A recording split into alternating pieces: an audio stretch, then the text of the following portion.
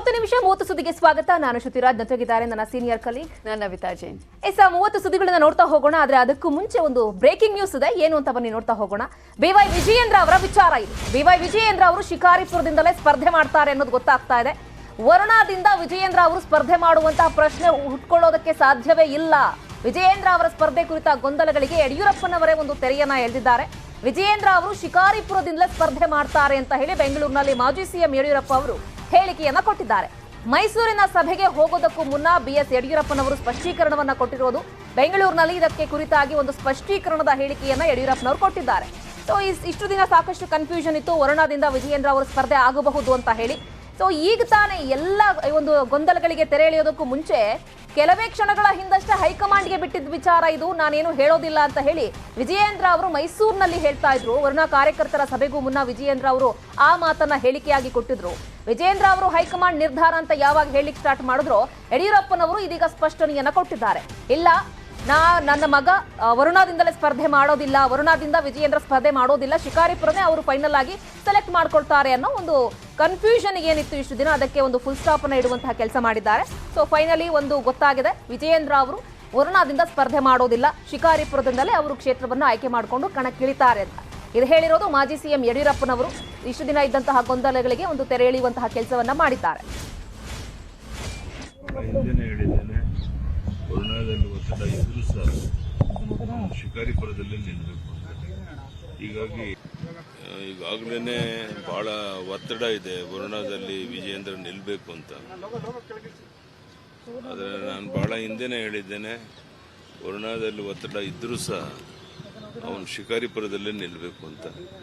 ಹೀಗಾಗಿ ಯಾವ ಕಾರಣಕ್ಕೂ ವಿಜಯೇಂದ್ರ ವರುಣಾದಲ್ಲಿ ಹೋಗಿ ನಿಲ್ಲೋ ಪ್ರಶ್ನೆ ಇಲ್ಲ. ಅವರು ಶಿಕಾರಿಪುರದಲ್ಲೇ ಸ್ಪರ್ಧೆ ಮಾಡ್ತಾರೆ ನನ್ನ ಕ್ಷೇತ್ರದಲ್ಲಿ. ಸೊ ವರುಣಾಕ್ಕೆ ಹೋಗೋ ಪ್ರಶ್ನೆ ಇಲ್ಲ. ಒತ್ತಡ ಇದ್ರೂ ಸಹ ನಾನು ಹೇಳಿದ್ದೇನೆ ಅವನಿಗೆ, ನೀ ಶಿಕಾರಿಪುರದಲ್ಲಿ ನಿಲ್ಲಪ್ಪ ಅಂತ ಹೇಳ್ಬಿಟ್ಟು. ವಿಜೇಂದ್ರ ಅವರು ಈಗ ತರ ಮಾತಾಡಿದಾರೆ ಸರ್, ಅಂದ್ರೆ ಶಕ್ತಿ ಇದೆ, ನಮ್ಮದೇ ಆದಂತ ಶಕ್ತಿ ಇದೆ, ಹೈಕಮಾಂಡ್ ನಾಯಕರು ತೀರ್ಮಾನ ಮಾಡಿದಾಗ ನಾನು ನಡ್ಕೋತೀನಿ ಮಾತಾಡ ಸರಿ ಇದೆ ಅವ್ರು ಹೇಳಿದ್ದು. ನಾನೀಗ ಹೇಳ್ತಾ ಇದ್ದೀನಿ, ಅವರು ಶಿಕಾರಿಪುರದಲ್ಲೇ ನಿಲ್ಲಬೇಕು ಅಂತ ಹೈಕಮಾಂಡ್ಗೂ ತಿಳಿಸ್ತೇನೆ, ವಿಜಯೇಂದ್ರನಿಗೂ ತಿಳಿಸ್ತೇನೆ. ಮೈಸೂರಲ್ಲಿ ವರುಣಾದಲ್ಲಿ ನಿಲ್ಲೋ ಪ್ರಶ್ನೆ ಇಲ್ಲ. ನಮ್ಮ ಶಿಕಾರಿಪುರ ತಾಲೂಕಿನ ಕಾರ್ಯಕರ್ತರು ಮುಖಂಡರ ಒಂದು ಅಭಿಪ್ರಾಯದ ಮೇರೆಗೆ ಪೂಜ್ಯ ತಂದೆಯವರು ಮುಂದಿನ ಚುನಾವಣೆಯಲ್ಲಿ ವಿಜಯೇಂದ್ರ ಶಿಕಾರಿಪುರದ ಸ್ಪರ್ಧೆ ಮಾಡ್ತಾರೆ ಅನ್ನೋ ಮಾತನ್ನ ಘೋಷಣೆ ಮಾಡಿರ್ತಕ್ಕಂಥದ್ದು. ರಾಜ್ಯದ 224 ವಿಧಾನಸಭಾ ಕ್ಷೇತ್ರಗಳ ಬಗ್ಗೆ ಇನ್ನೂ ಚರ್ಚೆ ಆಗ್ತಾ ಇದೆ. ಕೇಂದ್ರ ಮತ್ತು ರಾಷ್ಟ್ರೀಯ ನಾಯಕರುಗಳು ಚರ್ಚೆ ಮಾಡ್ತಾ ಇದ್ದಾರೆ. ಯಾವುದೂ ಕೂಡ ಅಂತಿಮವಾಗಿ ಯಾವುದೇ ಅಂತಿಮ ನಿರ್ಧಾರ ಆಗಿಲ್ಲ. ಈ ಸಂದರ್ಭದಲ್ಲಿ ಇಷ್ಟೇ ಹೇಳ್ತಕ್ಕಂಥದ್ದು, ಅಂತಿಮವಾಗಿ ಪಕ್ಷ, ಕೇಂದ್ರ ಮತ್ತು ರಾಜ್ಯದ ನಾಯಕರು ತೀರ್ಮಾನವನ್ನು ಮಾಡ್ತಕ್ಕಂಥದ್ದು. ಮನೆ ಬಗ್ಗೆ ಮತ್ತಷ್ಟು ಮಾಹಿತಿಯನ್ನು ಕೊಡಲಿಕ್ಕೆ ನೇರ ಸಂಪರ್ಕದಲ್ಲಿ ಜಾಯ್ನ್ ಆಗ್ತಾ ಇದ್ದಾರೆ ನಮ್ಮ political bureau head Chidananda Patel. ಇಷ್ಟು ದಿನ ವರುಣಾದಿಂದಲೇ ಇಲ್ಲಿ ವಿಜಯೇಂದ್ರ ಅವರು ಸ್ಪರ್ಧೆ ಮಾಡ್ತಾರೆ, ಸಿದ್ದರಾಮಯ್ಯ ಅವರಿಗೆ ಟಕ್ಕರ್ ಕೊಡ್ಲಿಕ್ಕೆ ಇವರೇ ಸರಿಯಾದ ಅಭ್ಯರ್ಥಿ ಅನ್ನೋ ದೊಡ್ಡ ದೊಡ್ಡ ಚರ್ಚೆಗಳೆಲ್ಲ ಕೇಳಿ ಬರ್ತಾ ಇತ್ತು. ಈಗ ಅದೆಲ್ಲದಕ್ಕೂ ಕೂಡ ಫುಲ್ ಸ್ಟಾಪ್ ಇಡೋ ಕೆಲಸ ಆಯ್ತಾ ಅಂತ?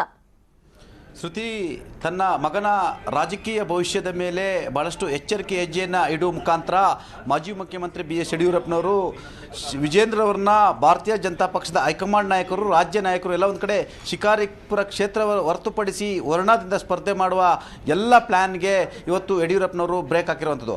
ಆ ಮುಖಾಂತರ ಶಿಕಾರಿಪುರ ಕ್ಷೇತ್ರದಿಂದಲೇ ವಿಜೇಂದ್ರ ಅವರು ಸ್ಪರ್ಧೆ ಮಾಡ್ತಾರೆ, ಜೊತೆಗೆ ವರುಣಾದಿಂದಲೇ ಸ್ಪರ್ಧೆ ಮಾಡಲ್ಲ ಅನ್ನೋ ಮುಖಾಂತರ ಇದೀಗ ಹೈಕಮಾಂಡ್ಗೂ ಸಂದೇಶವನ್ನು ರವಾನೆ ಮಾಡಿದ್ದಾರೆ. ನನ್ನ ಮಗ ಶಿಕಾರಿಪುರದಲ್ಲಿ ಸ್ಪರ್ಧೆ ಮಾಡ್ತಾನೆ, ಯಾವುದೇ ಕಾರಣಕ್ಕೂ ವರುಣಾದಲ್ಲಿ ಸ್ಪರ್ಧೆ ಮಾಡಲಿಕ್ಕೆ ಅವಕಾಶವನ್ನು ಕೊಡಲ್ಲ ಅನ್ನೋ ಮುಖಾಂತರ ವಿಜೇಂದ್ರ ಅವರ ಮೊದಲ ಚುನಾವಣೆ ಇದಾಗಿದ್ದರಿಂದ ಅವರ ರಾಜಕೀಯ ಭವಿಷ್ಯದ ಲೆಕ್ಕಾಚಾರ ಹಾಕಿ ಇವತ್ತು ಯಡಿಯೂರಪ್ಪನವರು ವಿಜೇಂದ್ರ ಅವರು ವರುಣಾದಿಂದ ಸ್ಪರ್ಧೆ ಮಾಡಲ್ಲ ಅನ್ನೋ ಒಂದು ಸಂದೇಶವನ್ನು ರವಾನೆ ಮಾಡಿರುವಂಥದ್ದು.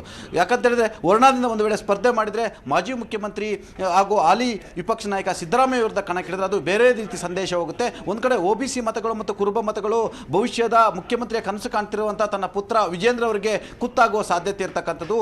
ಎಲ್ಲ ಒಂದು ಕಡೆ ವರುಣಾದಲ್ಲಿ ಸೋತ್ರೆ ರಾಜಕೀಯ ಭವಿಷ್ಯ ಮುಸುಕಾಗುವ ಸಾಧ್ಯತೆ ಇರುವಂಥದ್ದು.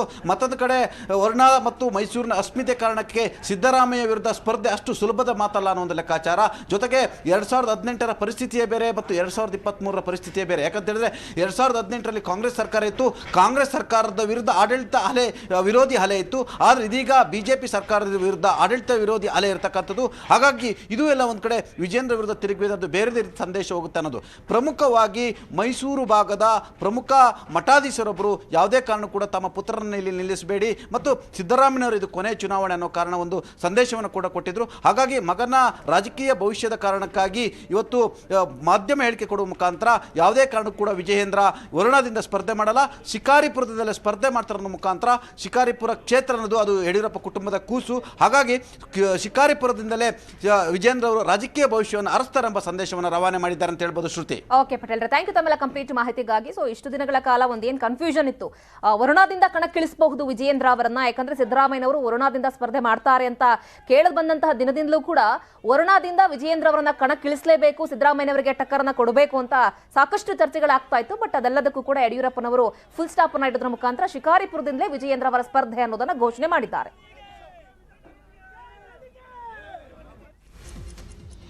ಇನ್ನುಳಿದ ಪ್ರಮುಖ 30 ಸುದ್ದಿಯನ್ನ ಒಂದೊಂದಾಗಿ ನೋಡ್ತಾ ಹೋಗೋಣ.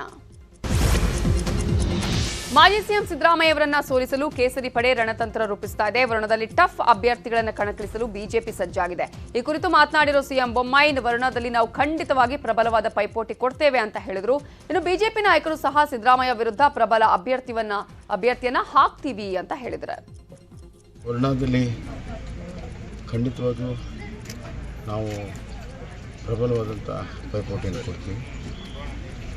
ಸನ್ಮಾನ್ಯ ನಮ್ಮ ಹಿರಿಯ ನಾಯಕರಾದಂಥ ಯಡಿಯೂರಪ್ಪನವರು ಹೇಳಿದಂಗೆ ಅಲ್ಲಿ ಪ್ರಬಲ ಫೈಟನ್ನು ಕೊಡ್ತೀವಿ ಮತ್ತು ಅವರ ಅನಿಸಿಕೆಯಂತೆ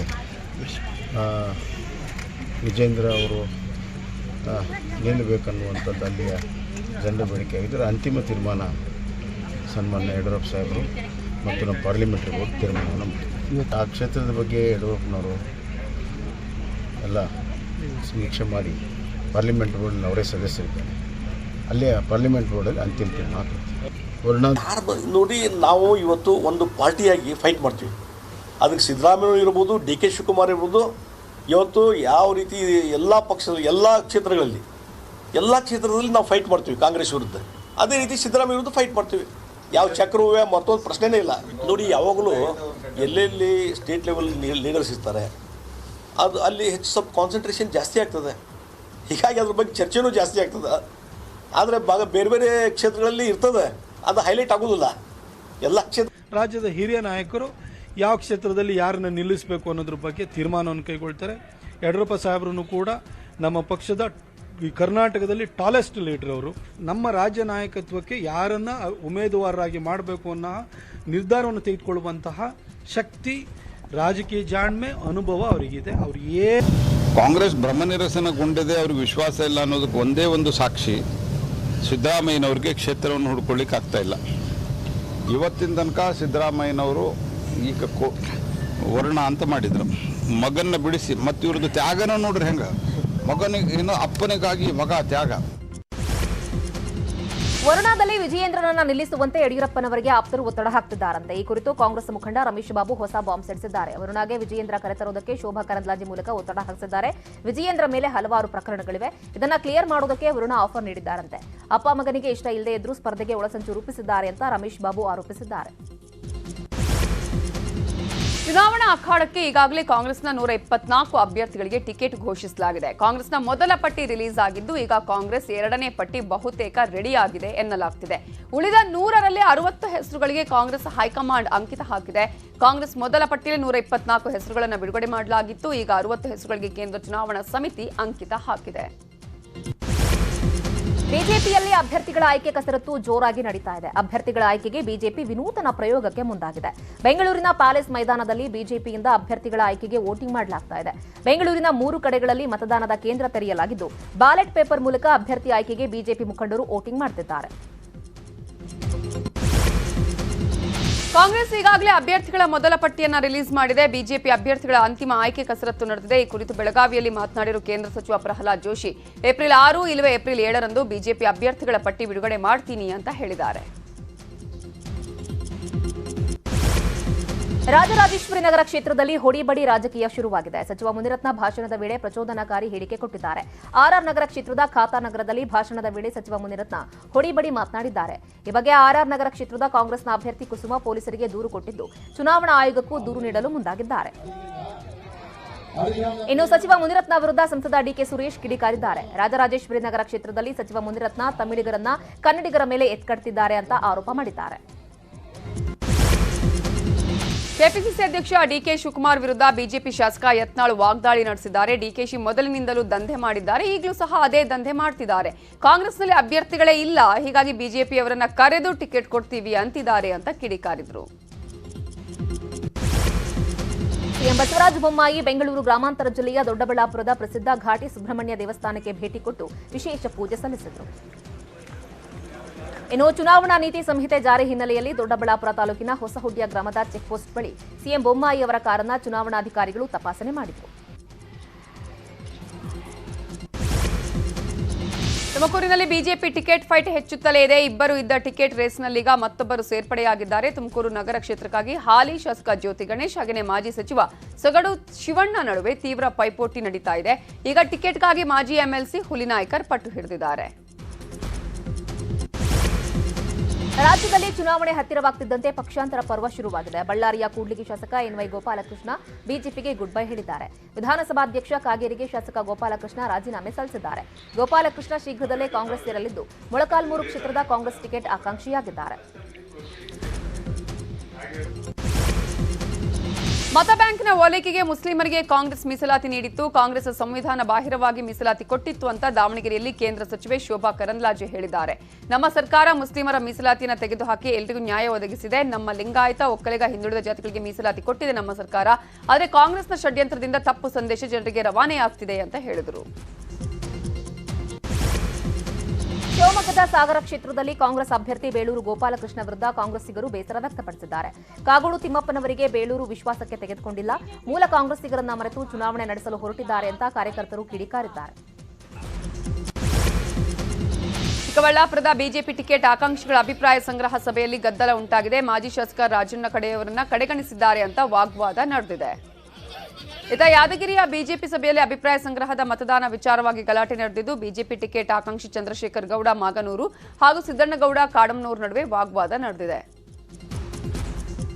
ಕೋಲಾರದಲ್ಲೂ ಬಿಜೆಪಿ ಅಭ್ಯರ್ಥಿಗಳು ಆಯ್ಕೆಗೆ ಮತದಾನ ಪ್ರಕ್ರಿಯೆ ನಡೆಯಿತು. ಕೆಜಿಎಫ್ ಕ್ಷೇತ್ರದ ಅಭ್ಯರ್ಥಿ ಆಯ್ಕೆಗೆ ಮತದಾನದ ವೇಳೆ ಗೊಂದಲ ಉಂಟಾಯಿತು. ಚಾಮರಾಜನಗರ ಜಿಲ್ಲೆಯಲ್ಲಿ ತಮಿಳು ಮತದಾರರ ಓಲೈಕೆಗೆ ಬಿಜೆಪಿ ಮುಂದಾಗಿದೆ. ಹನೂರಿನಲ್ಲಿ ಒಬಿಸಿ ಸಮಾವೇಶ ನಡೆಯಿತು. ಸಮಾವೇಶದಲ್ಲಿ ತಮಿಳುನಾಡಿನ ಬಿಜೆಪಿ ರಾಜ್ಯಾಧ್ಯಕ್ಷ ಅಣ್ಣಾಮಲೈ ತಮಿಳಿನಲ್ಲೇ ಭಾಷಣ ಮಾಡಿದರು. ಹನೂರು ಕ್ಷೇತ್ರದಲ್ಲಿ ಹೆಚ್ಚು ತಮಿಳು ಮತದಾರರಿದ್ದಾರೆ. ಈ ಕಾರಣದಿಂದ ತಮಿಳು ಮತದಾರರ ಓಲೈಕೆ ಬಿಜೆಪಿಗೆ ಮುಂದಾಗಿದೆ. ರಾಯಚೂರಿನ ಲಿಂಗಸಗೂರು ಕ್ಷೇತ್ರದ ಕಾಂಗ್ರೆಸ್ನಲ್ಲಿ ಟಿಕೆಟ್ ಗೊಂದಲ ಸೃಷ್ಟಿಯಾಗಿದೆ. ಹಾಲಿ ಶಾಸಕ ಡಿಎಸ್ ಹುಲಗೇರಿಗೆ ಈ ಬಾರಿ ಟಿಕೆಟ್ ಇಲ್ಲ ಅನ್ನುವ ಮಾತುಗಳು ಕೇಳಿಬರ್ತಿದೆ. ಕಾಂಗ್ರೆಸ್ನಲ್ಲಿ ಹುಲಗೇರಿ ಹಾಗೂ ಆರ್ ರುದ್ರಯ್ಯ ನಡುವೆ ಟಿಕೆಟ್ಗಾಗಿ ಫೈಟ್ ನಡೀತಾ ಇದ್ದು ದೆಹಲಿ ಮಟ್ಟದಲ್ಲಿ ಟಿಕೆಟ್ ಪಡೆಯಲು ಇಬ್ಬರು ಲಾಬಿ ಮಾಡ್ತಿದ್ದಾರೆ.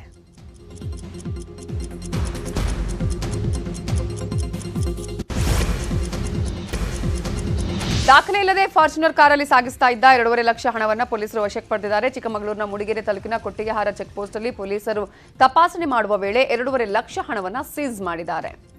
ಚಿತ್ರದುರ್ಗ ಜಿಲ್ಲೆ ಹಿರಿಯೂರು ತಾಲೂಕಿನ ಪಿಡಿ ಕೋಟೆ ಗ್ರಾಮದ ಚೆಕ್ ಪೋಸ್ಟ್ ಅಲ್ಲಿ ದಾಖಲೆ ಇಲ್ಲದೆ ಕಾರಲ್ಲಿ ಸಾಗಿಸ್ತಾ ಇದ್ದ 3 ಲಕ್ಷ ಹಣವನ್ನು ಪೊಲೀಸರು ಸೀಸ್ ಮಾಡಿದ್ದಾರೆ. ಯಾದಗಿರಿಯಲ್ಲಿ ದಾಖಲೆ ಇಲ್ಲದೆ ಸಾಗಾಟ ಮಾಡ್ತಾ ಇದ್ದ ಹಣ ಜಪ್ತಿ ಮಾಡಲಾಗಿದೆ. 3,30,000 ರೂಪಾಯಿ ಹಣವನ್ನು ಸೀಸ್ ಮಾಡಲಾಗಿದೆ. ಹಣ ಸಾಗಾಟಕ್ಕೆ ಬಳಸಿದ ಕ್ರೂಷರ್ನ ಗುರುಮಠಕಲ್ ಪೊಲೀಸರು ಜಪ್ತಿ ಮಾಡಿದ್ದಾರೆ. ಬಿಜೆಪಿ ಶಾಸಕ ಶಿವರಾಜ್ ಪಾಟೀಲ್ ಅವರದ್ದು ಎನ್ನಲಾದ ಆಡಿಯೋವೊಂದು ವೈರಲ್ ಆಗಿತ್ತು. ಈ ಕುರಿತು ರಾಯಚೂರು ಶಾಸಕ ಶಿವರಾಜ್ ಪಾಟೀಲ್ ಸ್ಪಷ್ಟನೆ ಕೊಟ್ಟಿದ್ದಾರೆ. ಆಡಿಯೋದಲ್ಲಿರೋ ಧ್ವನಿ ನಂದೇ, ಆದರೆ ಮೋದಿ ಬಗ್ಗೆ ಮಾತನಾಡಿಲ್ಲ. ನನ್ನ ಆಡಿಯೋವನ್ನು ಎಡಿಟ್ ಮಾಡಿ ವೈರಲ್ ಮಾಡ್ತಾ ಇದ್ದಾರೆ ಅಂತ ಹೇಳಿದ್ದಾರೆ.